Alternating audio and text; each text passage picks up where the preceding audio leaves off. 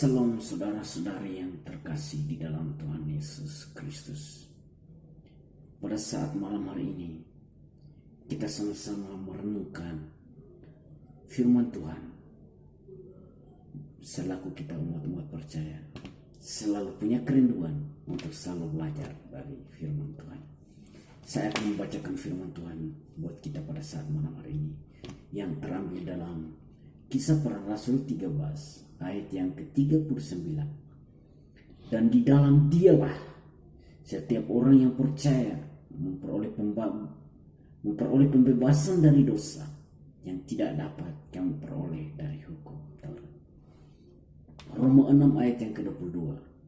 Tetapi sekarang, setelah kamu dimerdekakan dari dosa dan setelah kamu menjadi hamba Allah, memperoleh buah yang membawa kamu kepada pengudusan dan sebagai kesudahan ialah hidup yang kekal. Di Roma 6 juga ayat yang ke-18 di situ dikatakan, kamu telah dimerdekakan dari dosa dan menjadi hamba kebenaran. Bapak, Ibu, dan saudara-saudara yang terkasih di dalam Tuhan Yesus Kristus, kita sudah membaca dari bagian firman Tuhan, dan saya memberikan tema pada saat malam hari ini, dibebaskan dari belenggu maut atau dibebaskan dari ikatan dosa. Memang dosa pada mulanya berkuasa atas hidup kita sebagai umat manusia. Ketika Tuhan disalibkan, maka dosa itu diselesaikan melalui karya salib Kristus yang mati bagi kita setiap umat-umat yang berdosa, dan yang mati bagi kita setiap umat manusia. Kebangkitan Kristus dari antara orang mati menyatakan pembebasan dan pengharapan bagi setiap orang yang percaya padanya.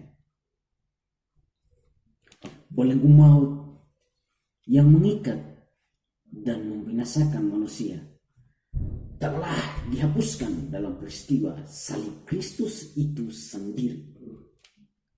Maka kita dibebaskan dan dilepaskan ketika Yesus Kristus disalibkan.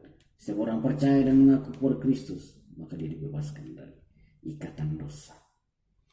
Belenggu maut yang mengikat dan membinasakan manusia telah dihapuskan oleh Kristus itu sendiri. Kristus itu sendiri adalah sumber penghapusan dosa bagi kita setiap umat yang percaya dan mengaku kepadanya. Penghapusan dosa telah terjadi bagi setiap orang yang percaya kepada Kristus. Penghapusan dosa telah terjadi bagi setiap orang yang percaya kepada Kristus. Dosa adalah kengerian, tetapi karya salib sumber pendamaian atas dosa itu sendiri. Dosa adalah kengerian bagi manusia akan menghadapi kematian yang kekal. Ketika salib Kristus menjadi pendamaian atas dosa itu sendiri, karena Kristus telah mengalahkan dosa itu sendiri, maka kita dibebaskan dari ikatan dosa itu sendiri. Dan maka kita dibebaskan dari belenggu dosa itu sendiri. Kristus membawa penghapusan dosa kekal adanya. Kristus membawa penghapusan dosa kekal adanya. Dan tidak bisa kita peroleh kepada siapapun tentang kehidupan atau pelepasan dari dosa itu sendiri. Hanya kita bisa memperoleh di dalam Kristus ketika kita mengakui Dia dan percaya Dia sebagai Tuhan dalam hidup kita. Karena Kristus berkorban telah membawa pendamaian dosa itu yang kekal adanya bagi setiap orang yang percaya kepadanya. Kita tahu bahwa pada mulanya manusia adalah hamba dosa. Ketika manusia jatuh dalam dosa, maka manusia akan menjadi hamba dosa. Tetapi karya salib Kristus yang mau berkorban bagi kita setiap umat percaya, maka dia melepaskan kita dari belenggu dosa, karena dia telah mengalahkan dosa dan telah mengalahkan maut itu sendiri. Maka dalam hal ini saya mengajak saudara-saudari yang terkasih, marilah kita percaya kepada Kristus, maka dosa dihapuskan. Dan marilah kita percaya kepada Kristus, maka dosa saudara dan saya dihapuskan. Dan memiliki suatu pengharapan, yaitu kehidupan yang kekal, yang tidak bisa direnggut oleh siapapun dan tidak bisa diambil oleh siapapun, karena kita memiliki pengharapan yang pasti di dalam Kristus.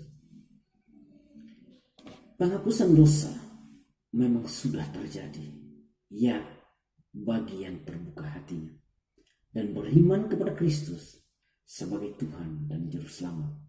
Kita tahu bahwa Kristus diutus oleh Allah ke dalam dunia sebagai penghapus dosa yang mutlak dan kekal adanya.